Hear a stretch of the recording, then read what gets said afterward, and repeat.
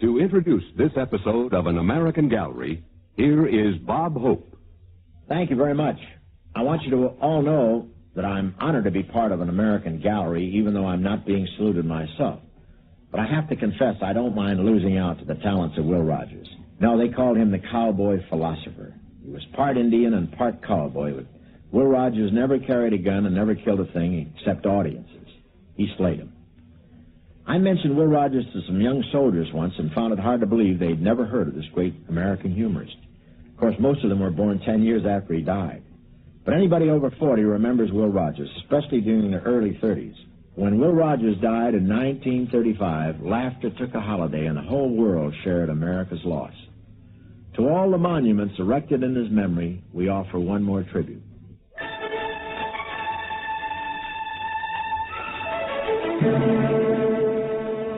Will Rogers, cowboy, philosopher, humorist.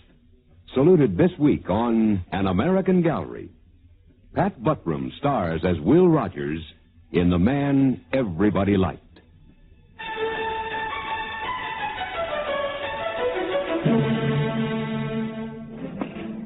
Okay, folks, I think we can begin our tour now. Will Rogers and his family moved into this California ranch house, which Will had built in 1928. We're standing on the front porch. And if you look straight ahead there, you will see the polo field, which is still used by the Will Rogers Polo Club. Let's step through the front door now. And we see the kind of living room we might expect a man like Mr. Rogers to build. Will had Indian blood in him. As a matter of fact, his birth is recorded in the records of the Cherokees. And you can see by the decor he never lost interest in his Indian heritage. That's a Navajo rug there. It's quite valuable. And on the walls and the balcony, you can see hundreds of other items right out of our Western folklore. Of course, Will loved horses and roping, even when he was still drinking his milk from a baby bottle. He liked the outdoors, but he didn't like school. Well, this bothered his father, who was a well-to-do rancher with a good education. He was known throughout the Oklahoma Territory, where Will was born, as Uncle Clem. Yes, Uncle Clem worried a lot about his son's education, or lack of it.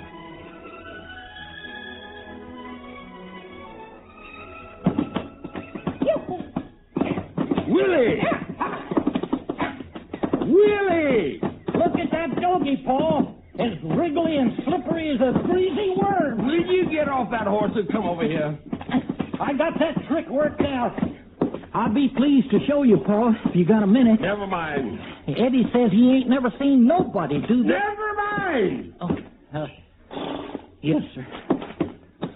Let's walk down to the barn. The new plow come in. Well, you're practically a man. You can't make your livelihood out of tomfoolery and roping. Well, what are you going to do? Now, tell me, son, what are you going to do? Well, I ain't give it much thought, Paul. That's not what Dick Paris says. Dick, you talked to him? Now, come here, Willie. Yes, sir? You're my only son now, Willie. Don't you know what that means to man? I want something special for you, like your mother did. There, so rest. You can't get it with the kind of grades I saw on that report card the school sent. Paul, about Dick Perry. Why did I have to hear it from him first, Willie? Well, I wasn't going to tell you. I was just going to leave and write you. I was afraid if I told you to your face, I'd get to feeling so mean about leaving Oklahoma I'd never go. Paul, I got me a wanderlust that just beats at my brain till I think I'm going to bust. But, Willie, Argentina? That's half a world away. I had to look on a map to remind me where it was. Well, there's opportunity down there, Paul. Lots of it for men that know cattle and riding. There's opportunity here in the territory where you were born. This is your home, Willie. Do you think for one little minute you're going to find anything like it in Argentina? Well, that's just it, Paul. I don't know. And I got to find out.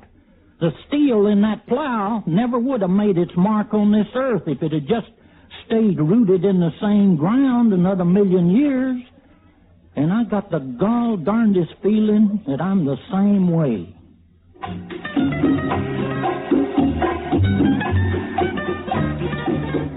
My dear Father, I guess I will get away from this country. Amen. About the 3rd of August. I've given this Argentina a trial, and I know it's no better, or for that matter, any other place any better than the United States. Just like your pa said. You don't know how good your country is till you get away from it. Underline that, Will. Underline it. I hope you don't think I'm no good because I don't keep my money. When Dick and I got work here, we only made $7 a month. But I enjoy life, and that's my policy. Dick is real homesick, so he decided not to go to South Africa with me. You can address my mail to me at Cape Town, care of the American Consul, South Africa. With all my love to a loving father, Willie. You're crazy. Do you know that, Will? You're as homesick as I am. Yeah. And when I'm home, I get travel sickness. And when you travel, you get seasick.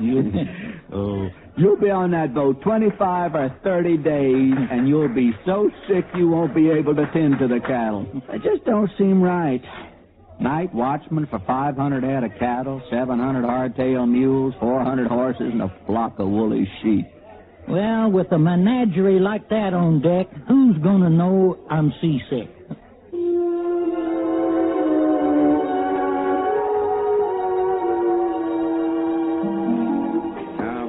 On this wall, there's a picture of Will and some of the other people who crossed the Atlantic on the Kelvin side. That was the name of the cattle boat. As it turned out, that trip made a big change in Will's life. And the chances are, I wouldn't be guiding folks like you through the Rogers Ranch here if Will hadn't made the crossing. Well, after he got there, Will was hired to lead mule drives. After one of the drives, Will ended up in Johannesburg. And he saw this sign that probably had him a whooping and a hollering. And the sign said, Texas Jack's Wild West Show.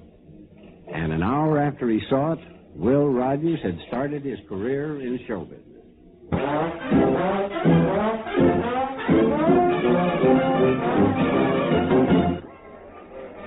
Excuse me, friend, but a fellow over there tells me you're Texas Jack. Yeah, that's right. What can I say? Wait a minute. Say that again, partner. Well, I just said, friend, that... That's enough! Ha ha! You're an American. Yes, sir. Indian Territory, Oklahoma. I played that territory. You must have seen the show.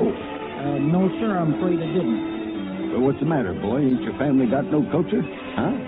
Well, no matter. From the looks of you, I reckon it's how you're looking for a job. Yeah, I guess poverty speaks in a pretty loud voice. Well, can you handle a rope? Some. Here. Catch. Okay, show me. Well, I can do a crinoline. At least that's what we called it back in Claremore. I start out like this, with a real small loop, you see, and I keep playing it out like this till it gets so big that I've used up all the rope like this. You want a job, you got it. You mean roping? You do anything else? No, not much of anything. Well, I ain't got no contracts. To me, a handshake's as binding as anything. You get $20 a week in the use of a sleeping car at night. Meals are on you. Deal? Yes, sir. It's a deal. Put her there. Thank you very much, sir. Is something wrong? You're good. I didn't get your name. Will Rogers. Well, you're good, Will. And now that you're working for me, I might as well tell you. I got a standing reward of 50 English pounds to anyone that can do the crinoline rope trick. Except, of course, if he comes to work for me. It's right on that sign out front. Paul always told me I ought to do more reading. All right, now listen. He's gonna figure a billing for you. You know, like Buffalo Will. No, that's kind of a cheat, isn't it? I got it. The Cherokee Kid. Fancy lasso artist and rough rider. How you like it? Just fine. I'm going to tell you something, Cherokee Kid. You're good, but I'm better. I can outshoot Buffalo Bill, and I can outride any man in Texas. Now, when it comes to a rope, I am the best. Now, you stick with me, and I'll make you second best. Second best. Huh? How's that sound to you? Almost good enough. Almost. Get him, almost. All right. I'll make you second best. And it's up to you to make yourself number one.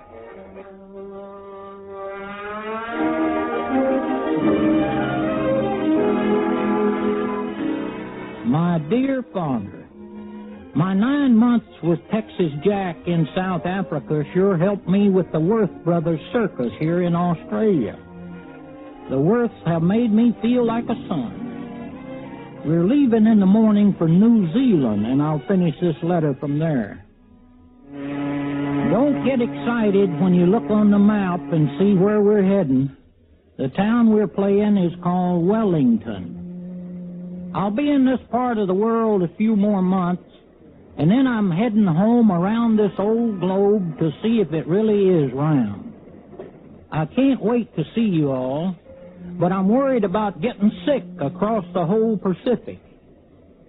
I started out traveling first class, and then I traveled second class, and then third class. And when I was companion to these she-cows, that might be called no class at all. I will write soon again to a loving father from your loving son, Willie.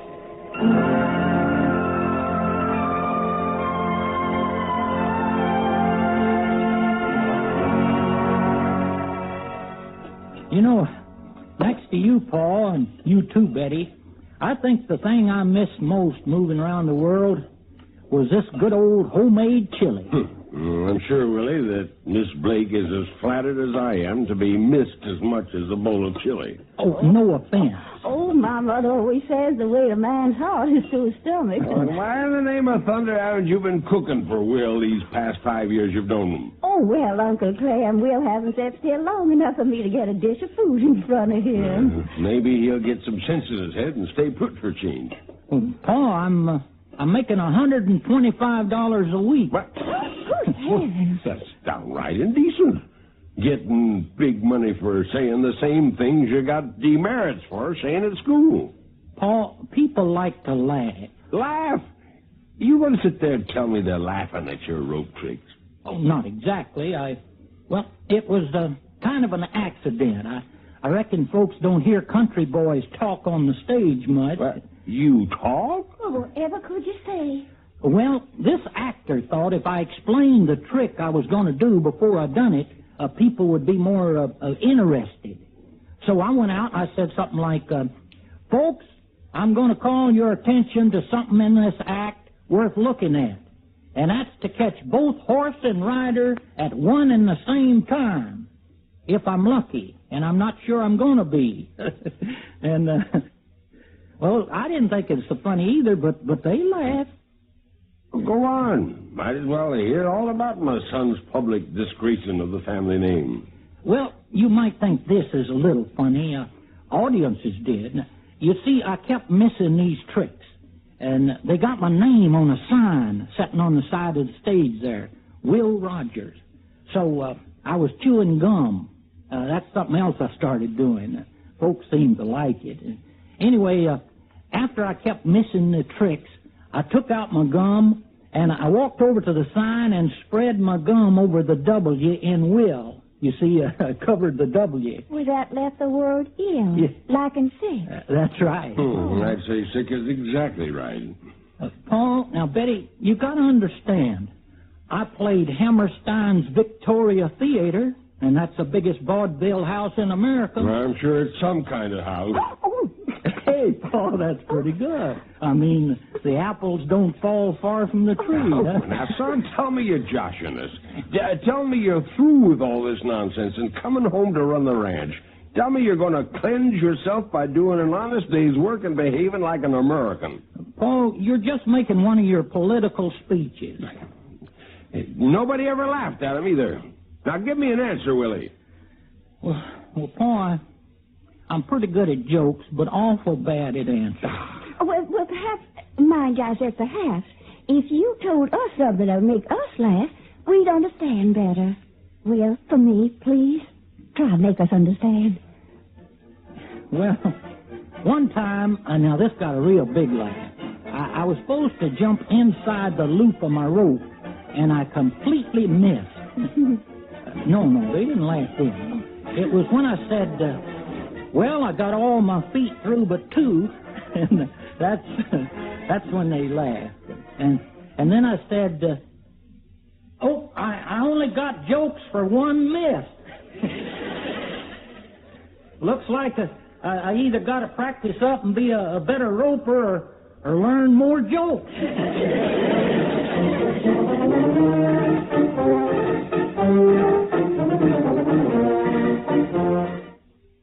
Will writes me he's now getting $150 a week. Just doesn't seem right.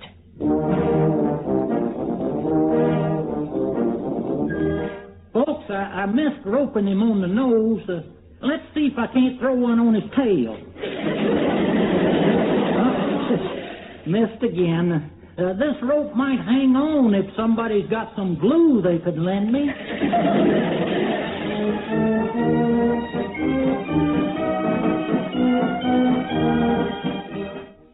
You know, Betty, I've been doing some figuring.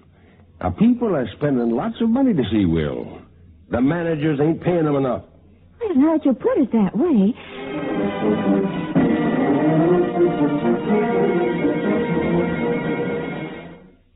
I'll get this trick yet, folks. I ain't giving up because there's still hope. I suppose if there was a little better roping and a lot less hoping, we'd get out of here earlier tonight.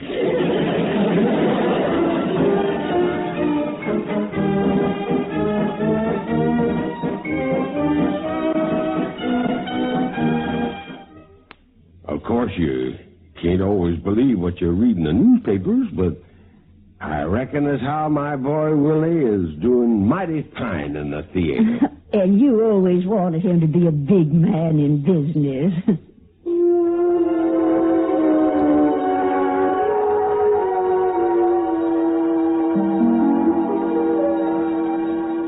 Right over here, folks, is a painting of Betty Blake. She became Mrs. Will Rogers the day before Thanksgiving in 1908. 3 years later, Will Rogers Jr. was born, and the following week, Will's father, Uncle Clem, passed on. And the Rogers had two more children during the next few years, Mary and James. And, of course, all this time, Will was getting more and more popular. He went from vaudeville to Broadway plays. But in those years, you weren't really at the top unless you worked for the man who gave Will this picture window right over here, Clarence Ziegfeld. Yes, in those days, the Ziegfeld Follies were the biggest thing in show business. But Mr. Ziegfeld and Will didn't hit it off at first. And Will had to prove himself before he ever got on the main stage.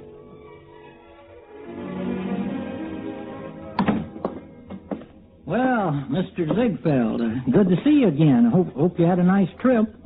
Do you always dress that way? Oh, except maybe when I'm sleeping or taking a bath. Say now, I must have sent you that note about a raise for me just before you left. I've been informed you're still working in my midnight frolics upstairs. You didn't know? I left instructions you were to be fired, Will. Fired? What'd I do? You didn't make me laugh. Oh, I see. Mr. Ziegfeld, you think that matters? I mean, seeing as how you ain't one of the paying customers? You don't seem upset. I don't believe in getting riled. And besides, I've changed the act quite a bit in the last few weeks. Betty, that's my wife, she gave me the idea of talking about things in the newspaper, sort of giving my ideas on the news. And it's been going over pretty good. Just the kind of thing you need for the Follies. You in the Follies? It's kind of an ambition of mine, Mr. Ziegfeld. Oh, I take it all back. You can make me laugh. And no comedian's ever done that.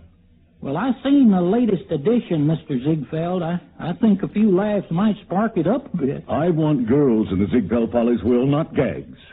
What could you do on a stage full of beautiful women? Oh, I'd think of something. Well, I'll catch you at the Frolics show tonight. Then you'll consider moving me into the Follies? Will, I'm a busy man. Yes, sir, Mr. Ziegfeld. I'll be on the way. And I'll see you at the midnight show. Will. Yes, sir? As I said, nothing personal. It's just that I don't laugh at comedians. But I ain't rightly a comedian. I'm just a country boy trying to get along. And I've been eating pretty good, and the reason is I intend staying a country boy. Well, just so we understand each other. I never met a man I didn't like, Mr. Ziegfeld. And I sure don't intend starting as you. Good morning.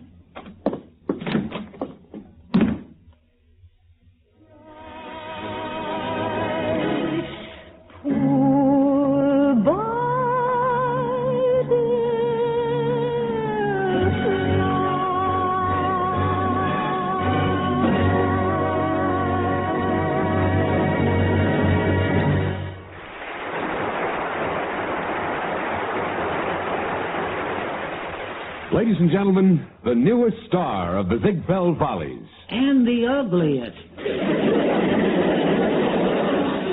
Will Rogers.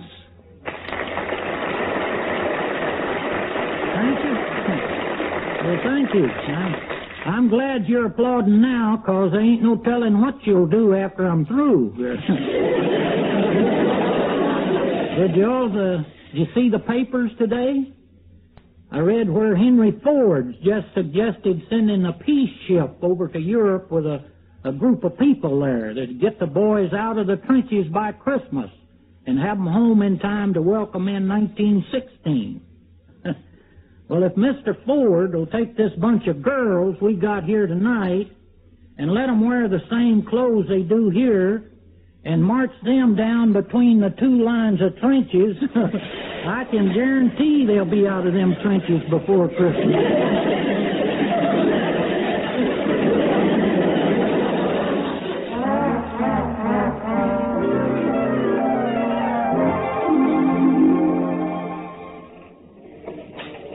Will Rogers once said that the three biggest things that ever happened to him as far as his career was concerned were when he joined Texas Jack's Wild West show over in South Africa, the first time he talked on the stage, and when he joined the Ziegfeld Follies. Of course, you all know how Will went on to acting in the movies, doing a radio show, and writing a newspaper column. And he enjoyed all of it, because he enjoyed people. And Will never lost the wanderlust. Right after he finished his last movie, Steamboat Round the Bend, he really got itching to travel again.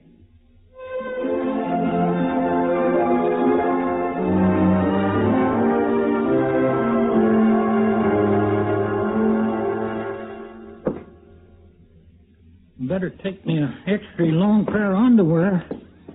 I hear tell it's so cold in Alaska they eat ice cream to warm up. Oh, Will, you know how I feel about this trip. Betty, you ain't got nothing to worry about. I've done lots of flying, but never with a pilot as good as Wiley Post. Hey, but Alaska, Siberia. Wiley's had a special plane built, a gas tank in each wing.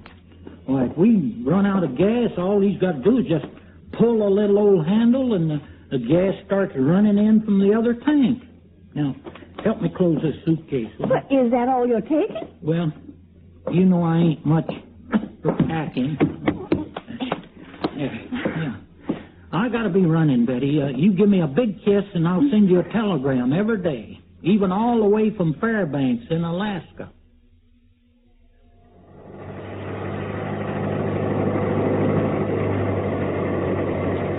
You sure about this, Will? I just sit and look at the scenery. You do all the work, Wiley. Weather report said the fog is impossible. Well, what do you think? I think we can do it. Wiley, if it's okay with you, it's okay with me. Then we're off.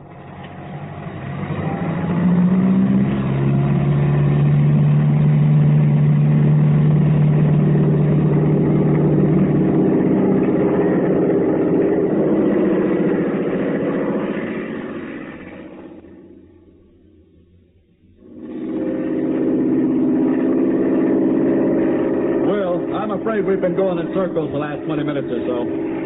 Wiley, over there, a hole in the fog. I see it. Looks as flat as my polo field down there. Oh, there's a tent or an igloo. I'm going down.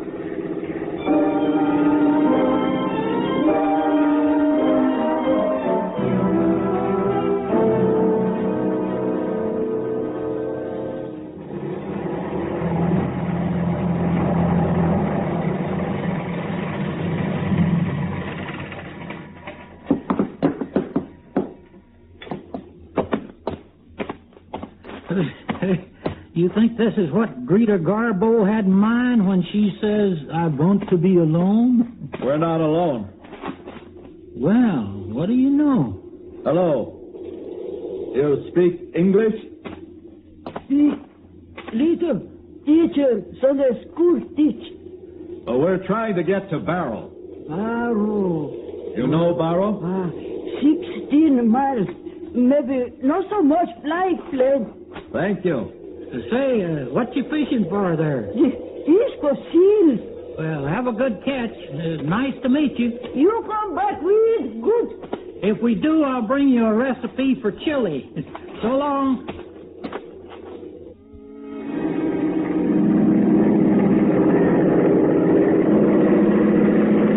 About 16 miles. Didn't take more than a few minutes. What's that? I don't know. You got gas? Should have. The other tank. It's gone. No good, Will. No good. Tail's dropping. We're gonna hit. We're gonna hit.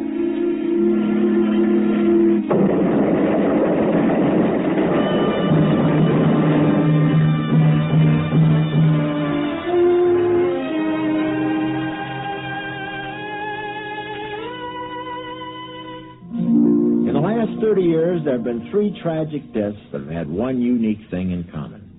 People still remember where they were and exactly what they were doing when they heard the sad news. The 3 men are President Kennedy, President Roosevelt, and Will Rogers. Will Rogers once said that all he knew was what he read in the newspapers. But no newspaper ever taught him how to make a world laugh and love him. He communicated with people everywhere as no man before him or since ever has. America was a part of Will Rogers, and somehow he embodied the very spirit of his country. This has been another portrait in an American gallery. Today, The Man Everybody Liked, starring Pat Buttram as Will Rogers. Featured in the cast were Forrest Lewis, Nelson Olmsted, Jack Edwards, Carl Swinson, Athena Lord, and David Gothard. Sound by Gene Twombly. The story was written by Robert M. Young, produced and directed by William Lally. Art Ballinger speaking. This is the United States Armed Forces Radio Service.